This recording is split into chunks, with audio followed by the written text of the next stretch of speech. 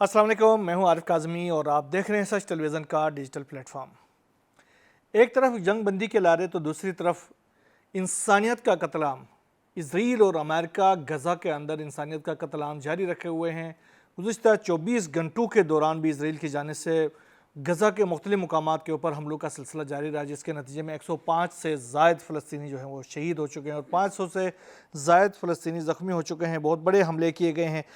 एक तरफ ये जो जंग बंदी है, तो उस जंग बंदी के मुज़ाकरात के दौरान इसराइल की कोशिश ये है कि किसी तरीके से फ़लस्तीनियों को दबाव में लाया जा सके। उस दबाव में ला के इस जंग बंदी के जो शराइत हैं, जो अपने शराइत हैं, उनको मनवाने के लिए मुसलसल उन्होंने कत्ल आम का जो सिलसिला है गज़ा के अंदर वो बहुत तेज़ किया गया है। इसके नतीजे में जो जंग बंदी, पिछली जो जंग बंदी इसराइल की जानिब से जिसको तोड़ी गई थी, ख़त्म की गई थी, उससे अब तक जो हमले किए गए हैं इसराइल की जानिब से, उसमें 7,118 फ़लस्तीनी शहीद हो चुके हैं। गुज़िश्ता 24 घंटों का हमने बता दिया, 48 घंटों का हमने कल भी बता दिया था। आज भी तकरीबन ये 48 घंटों के मिला के तकरीबन 200 से ज़ायद बनते हैं। तो जो पिछले जो जंग बंदी को तोड़ा गया है इसराइल की जानिब से, उसके मुताबिक 7,118 फ़लस्तीनी शहीद हो चुके हैं और 25,368 अफराद ज़ख्मी हो चुके हैं। जबकि ये जो खुराक की तकसीम के जो मराकज़ हैं, जहाँ पर इसराइल के और जो अमरीकी कॉन्ट्रैक्टर्स की जानिब से जो फ़लस्तीनियों का कत्लेआम किया जा रहा है, उसके नतीजे में भी उसके तहत भी तकरीबन गुज़िश्ता 24 घंटों के दौरान 7 फ़लस्तीनी शहीद और 57 से ज़ायद ज़ख्मी हो चुके हैं। इमदादी मराकज़ में जो शहीद फ़लस्तीनी हैं, उनकी तादाद तकरीबन 773 से तजावुज़ कर गई है। ये तो इसराइल के गज़ा के अंदर हमलों और उसके बाद इंसानियत के कत्लेआम ये खबरें हैं। दूसरी तरफ हमास की जवाबी कार्रवाई गुज़िश्ता रोज़ भी जारी थी, उससे पहले भी उन्होंने की और आज भी एक बहुत बड़ी कार्रवाई की है। एक फ़लस्तीनी नौजवान है अहमद अली अमूर, उन्होंने जनैन के अंदर एक कार्रवाई की है, जिसने इजरायली फोर्सेस के अंदर घुस के उसने एक बड़ी कार्रवाई की है, जिसके नतीजे में ये सबोटाज कार्रवाई है। इसमें मुतादिद इजरायली फोर्सेस हलाक और ज़ख्मी हो चुके हैं, जिनको इस वक्त इसराइल की जो हेलीकॉप्टर्स हैं, इसराइली फोर्सेस हैं, वो उनको उठा के रामबाम के जो हॉस्पिटल है वहाँ पर मुंतकिल कर रहे हैं। मैंने गुज़िश्ता व्लॉग में भी कहा था कि इसराइल के लिए एक बहुत बड़ा डायलेमा ये हो गया है कि हमास के जो 20 से 30 हज़ार जो फोर्सेस हैं, जो मुजाहिदीन हैं, वो तो एक तरफ, अब गज़ा के अंदर मौजूद हर शहरी जो फ़लस्तीनी शहरी है वो मुजाहिद बना हुआ है। जहाँ जाएँ, चाहे ख़वातीन हों, चाहे मर्द हों, लड़के हों, बच्चे हों, वो इजरायली फोर्सेस के ऊपर हमला कर रहे हैं। जिनको जो हथियार मैसर होता है वो उससे हमला कर रहा है, जिसके नतीजे में इसराइल की जो फोर्सेस हैं उनके नुकसानात का सिलसिला बहुत तेज़ी के साथ बढ़ना शुरू हो गया है। एक बड़ी कार्रवाइयाँ जो की गई हैं हमास की जानिब से, उसमें खान यूनुस के इलाके में एक बड़ी कार्रवाई की गई, जहाँ पर मुतादिद इजरायली फोर्सेस के हलाक होने की इतलात है। इजरायली फोर्सेस ने उन्होंने अपने एक स्टेटमेंट जारी किया है। उन्होंने कहा कि हमास के अरकान ने सुरंग से निकलकर हमारे एक फ़ौजी को अगवा करने की कोशिश की। उस दौरान झड़प हुई और झड़प में उन्होंने उस फ़ौजी को हलाक कर दिया, उनको कत्ल कर दिया। ये तो एक उन्होंने एक्सेप्ट कर लिया है। इसी झड़प के अंदर इसराइल के मुतादिद फोर्सेस जो हैं वो हलाक और ज़ख्मी हो चुके हैं, जिनको वहाँ से मुख्तलिफ़ हॉस्पिटल्स में मुंतकिल किया जा रहा है। इसके अलावा इसराइल की जानिब से फ़लस्तीनियों के कत्लेआम का एक और नया तरीका सामने आया है, जिसमें AI को, यानी AI से मुंसलिक मशीनों का इस्तेमाल किया जा रहा है फ़लस्तीनियों के कत्लेआम में।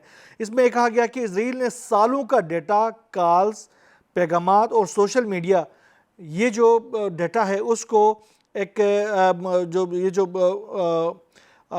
मशीन लर्निंग सिस्टम्स हैं उनके अंदर इकट्ठा किया है, उनको जमा किया है। उसके बाद फ़लस्तीनियों की जो सरगर्मियों का डेटा जमा करने के बाद मशकूक स्कोर देकर उनको निशाना बनाने का फ़ैसला किया जाता है। यानी जब वो फ़लस्तीनी जिनका डेटा इन मशीनों के अंदर डाला गया है, वो मुख्तलिफ़ नामों के साथ मुख्तलिफ़ काम अंजाम देते हैं। कुछ मशीनें जो है वो अंडरग्राउंड जो सुरंग्स हैं उनको आइडेंटिफाई करती है और उसको खुदकार तरीके से उनके ऊपर हमला कर देती हैं, जबकि कुछ मशीनें जो है वो जो इंसानी जो चेहरों को जो शिनाख्त किया गया है। मैंने अपने गुज़िश्ता व्लॉग में भी कहा था कि ये जो इमदादी सरगर्मियाँ हैं, इमदादी जो सेंटर्स हैं, जहाँ पर ये जो अमेरिकी कॉन्ट्रैक्टर्स खाना तकसीम करते हैं, वहाँ पर भी मशीन रीडेबल जो फेस रीडेबल मशीनें लगाई गई हैं, जिसमें अगर हमास या मुजाहिदीन में से कोई वहाँ पर आ जाता है, उसके फेस को बाकायदा तौर पर कैप्चर किया जाता है और वो इसराइल को फराहम किया जाता है। अब ये जो मशीनें हैं, उन मशीनों को ये डेटा फराहम किया जाता है और जब इन मशीनों के सामने उनके ان کی جو گنز کے سامنے جب یہ جو شخصیات آ جاتی ہیں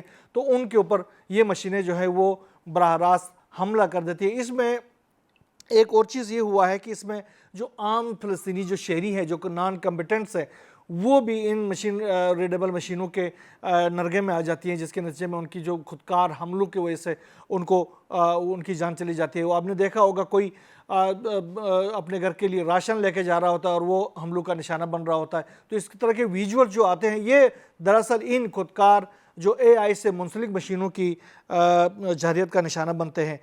اس کے علاوہ حماس جو اسرائیلی یرغمالیوں کے یہ جو جنگ بندی کے حوالے سے مذاکرات دوحہ میں چل رہے ہیں، اس حوالے سے یہ جو اپڈیٹ سامنے آئی ہے، اپڈیٹ میں یہ سامنے آئی کہ حماس جو ہے وہ اسرائیلی یرغمالیوں کی رہائی کے لیے انہوں نے مشروط طور پر رضامندی ظاہر کی۔ حماس رہنما ہے طاہر النون، انہوں نے کہا کہ حملے روکنے، بلا رکاوٹ امداد کی فراہمی یقینی بنانے اور 10 یرغمالی رہا کریں گے ان شرائط کے تحت، یعنی ایک تو امداد کی فراہمی اور دوسرا حملے روکنے کی صورت میں ہم 10 اسرائیلی فورسز کو جو یرغمالی ہے ان کو رہا کر دیں گے۔ اس کے ساتھ ساتھ انہوں نے کہا کہ ہماری لچک کا مظاہرہ جنگ کے مکمل خاتمے کے لیے ہے، جنگ بندی کے پہلے مرحلے میں اسرائیلی فورسز کا انخلاء یقینی بنا جائے۔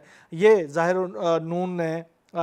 النون نے یہ اپنے جو مطالبات ہیں حماس کے وہ انہوں نے دہرائے ہیں۔ اس کے ساتھ ساتھ اسرائیل کی جو کا ایک عہدیدار ہے انہوں نے روئٹرز سے بات کرتے ہوئے انہوں نے کہا کہ غزہ میں جنگ بندی کا معاہدہ 1 یا 2 ہفتوں میں ممکن ہے لیکن چند دنوں میں نہیں۔ ہم غزہ میں عارضی جنگ بندی کی پیشکش کریں گے اور اگر حماس نے ہتھیار نہ ڈالے تو فوجی کارروائیاں دوبارہ شروع کر دیں گے۔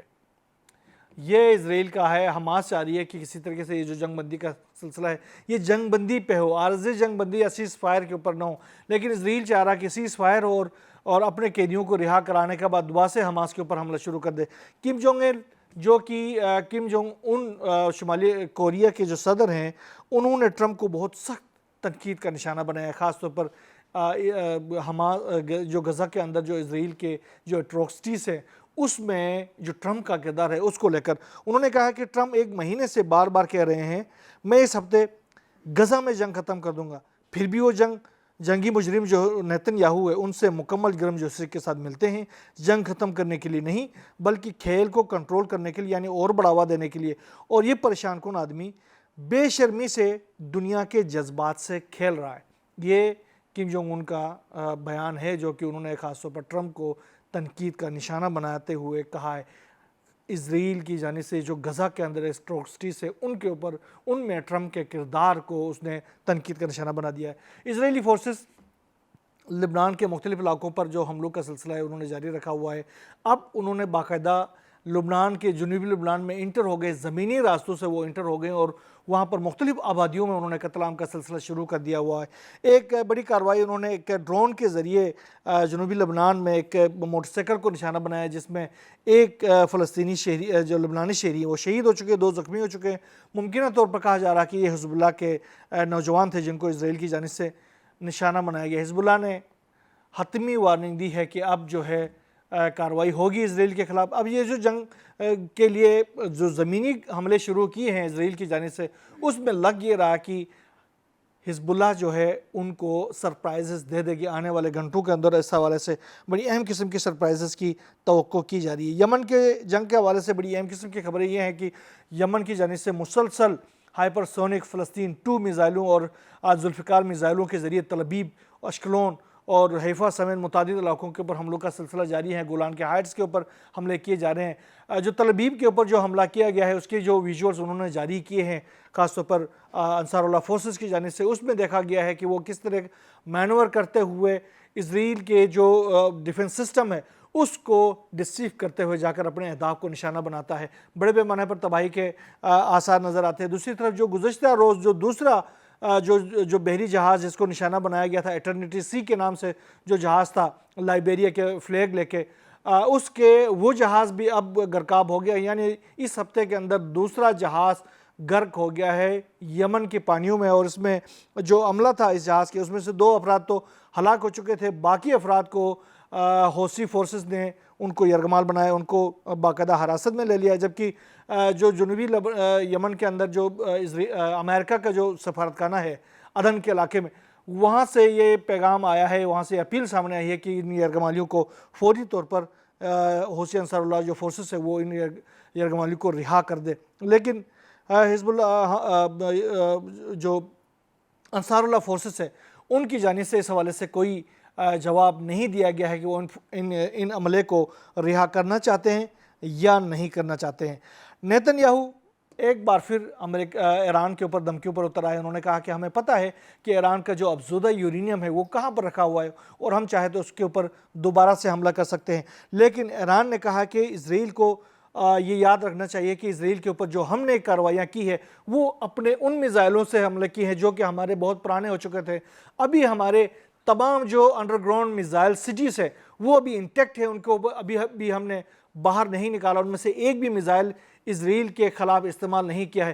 اگر ہم اسرائیل کے خلاف اب کی بار حملہ کریں گے تو ہمارا ایک میزائل سٹی سارے اسرائیل کو تباہ کرنے کے لیے کافی ہے، اور یہ ہم ضرور استعمال کریں گے اگر اسرائیل نے کوئی مس کیلکولیشن کی. تو یہ ایران کی جانب سے یہ جواب دیا گیا ہے اور یہ تنبیہ بھی کی گئی ہے.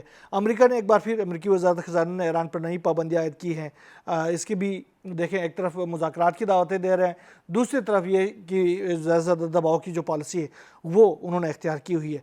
اچھا، اس کے علاوہ امریکی جو فورسز ہیں ان کی مشرق وسطیٰ میں بڑی مشکوک قسم کی حرکتیں سامنے آئی ہیں. خاص طور پر عراق کے اندر جو امریکی فورسز ہیں ان کی جو حرکات ہیں وہ بہت زیادہ مشکوک ہوتی جا رہی ہے. جو عین الاسد میں جو امریکی فورسز تھے ان کا جو ہم نے اپنے کل کے ولاگ میں بھی کہا تھا کہ وہ امریکی طیاروں کے حفاظت میں وہاں سے بہت بڑا قافلہ جو ہے امریکی فورسز کا وہ بغداد کی طرف نکلا تھا. اب بغداد کے اندر وہ کیا کارروائیاں کر رہا ہے یہ بڑی مشکوک قسم کی ہیں، کیونکہ وہاں پر وہ یہ جو ریزسٹنس فرنٹ کے جو مخالف فورسز ہیں ان کو اکوپڈ کر رہا ہے. دوسری طرف جو عراقی کردستان ہے وہاں پر صورتحال بہت نازک موڑ پر کھڑی ہے. جو اربیل کا علاقہ ہے، خبت کا علاقہ ہے اور اس کے گرد و نواح میں مختلف قبائل کے درمیان جو ہے وہ جنگ جو ہے وہ بہت شدید قسم کی جنگ جاری ہے. وہ انٹرنل ان کے درمیان، خاص طور پر جو مسعود برزانی کی فورسز اور جو کرد قبائل ہے ان کے درمیان. اب جو مسعود برزانی ہے، میں آپ کو بتا دوں کہ یہ مسعود برزانی جو ہے وہ اینٹی ایران ایکٹیویٹیز، حالانکہ ایران نے متعدد بار اس کو دھمکی بھی دی ہے، اربیل اور دیگر علاقوں میں ایران کی جانب سے کارروائیاں بھی کی ہیں، لیکن اس کے باوجود مسعود برزانی کی جو فورسز اور یہ جو حکومت ہے وہ ایران کے خلاف وہاں پر باقاعدہ اسرائیل کو فٹ ہولڈ دیتا جا رہا ہے. اور اس کے جو اربیل کے ساتھ ساتھ یہ جو ایرانی سرحد ہے اربیل میں، اسی علاقے میں باقاعدہ اسرائیلی آپریٹرز کو وہاں پر اور اینٹی ایران جو ایلیمنٹس ہے ان کو وہاں پر بسایا جاتا رہا ہے، اور ایران کی جانب سے متعدد بار وہاں پر کارروائیاں بھی کی گئی ہیں. اب جو ہے یہ چیز جاری ہے وہاں پر، یہ جو قبائل ہیں ان کے ذریعے کوشش یہ کی جا رہی ہے امریکہ اور اسرائیل کی جانب سے کہ یہ جو مسعود برزانی کی حکومت کو وہاں پر ختم کر دیا جائے اور اس کے بعد امریکہ اور اسرائیل کی حمایت یافتہ ایک حکومت لائی جائے وہاں پر. اور اس کے بعد ہوگا یہ کہ اب جولان کی جو ہائٹس ہیں ان کو تو احمد الشرح کی جو گورنمنٹ ہے، شام کی جو گورنمنٹ ہے، انہوں نے اسرائیل کے حوالے کر دیے ہیں. اب وہاں سے راستہ میسر ہوگا اور یہ اربیل سے ہوتے ہوئے یہ جو عراقی کردستان ہے وہاں سے ہوتے ہوئے اسرائیل جو ہے وہ پہنچ جائے گا باقاعدہ طور پر ایران کے سرحدوں کے اوپر. اس کے بعد ایران کے اوپر ایک زمینی کارروائی کے لیے پورا ایک راستہ مہیا کیا جائے گا. یہ بہت بڑی ڈیولپمنٹ ہے. اس کے حوالے سے ایران کی جو فوجی حکام ہیں، ایران کی جو تجزیہ کار ہیں، مشرق وسطیٰ کے تجزیہ کار ہیں جو کہ ایران کی حمایت کرنے والے ہیں، وہ بھی ایران کو خاص طور پر تنبیہ کر رہے ہیں، ایران کو خبردار کر رہے ہیں کہ ان کو فوری طور پر یہ جو سازش پک رہی ہے کردستان کے اندر، عراقی کردستان میں، اس کو ختم کرنے کے لیے، اس کو فروغ کرنے کے لیے اپنا کردار ادا کرنا چاہیے، ورنہ مستقبل میں اس کے بڑے نتائج، بڑے خطرناک قسم کے نتائج ایران کو حاصل ہو سکتے ہیں اگر ایران نے ابھی کارروائی نہیں کی تو. بہرحال جو بھی نئی ڈیولپمنٹ اس صورتحال سے سامنے آتی رہے گی انشاءاللہ ہم آپ سے شیئر کرتے رہیں گے. ہاں، یہاں ایک خبر میں آپ کو بتانا بھول گیا، وہ یوکرین جنگ کے حوالے سے ہے. یوکرین اور رشیا کی جو جنگ ہے وہ بہت خطرناک موڑ پہ آ گئی ہے. گزشتہ رات بھر اسرائیل کی یوکرین کی جانب سے کیف کے اوپر حملے کیے جاتے رہے. 10 گھنٹے سے زائد یہ حملے جاری رہے. اسکندر میزائلوں کا حملہ کیا گیا، خنجر میزائل ایک ہے اس کا بھی حملہ کیا گیا. اس کے ساتھ ساتھ 500 سے زائد ڈرونز کے ذریعے حملے کیے گئے ہیں. کیف کے مختلف علاقوں کے اوپر آگ لگی ہوئی ہے. اس کے علاوہ نیٹو فورسز کے ٹھکانوں کے اوپر حملے کیے گئے ہیں، جس میں براہ راست نیٹو کے جو بیسس ہے ان کو ہٹ کیا گیا، جس میں بڑے پیمانے پر نقصانات ہوئے ہیں۔ اس کے ساتھ ساتھ ٹرمپ نے ابھی اعلان کیا ہے کہ وہ یوکرین کو مزید اسلحہ فراہم کر رہا ہے، اور ساتھ ساتھ ٹرمپ نے رشیا کے اوپر جو پابندیاں ہیں وہ لگانے کی بھی انہوں نے عندیہ دیا ہے۔ تو آنے والے دنوں میں اس حوالے سے بھی جو میدان ہے وہ بہت گرم ہوتا ہوا نظر آ رہا ہے، کیونکہ ٹرمپ کی انٹری ہوتی ہوئی نظر آ رہی ہے یوکرین جنگ میں۔ تو دیکھتے ہیں جو بھی نئی ڈیولپمنٹ اور جو بھی نئی صورتحال اس تمام تر سیناریو میں سامنے آتی رہے گی، انشاءاللہ ہم آپ سے شیئر کرتے رہیں گے۔ یہاں بس اتنا ہی، اللہ حافظ۔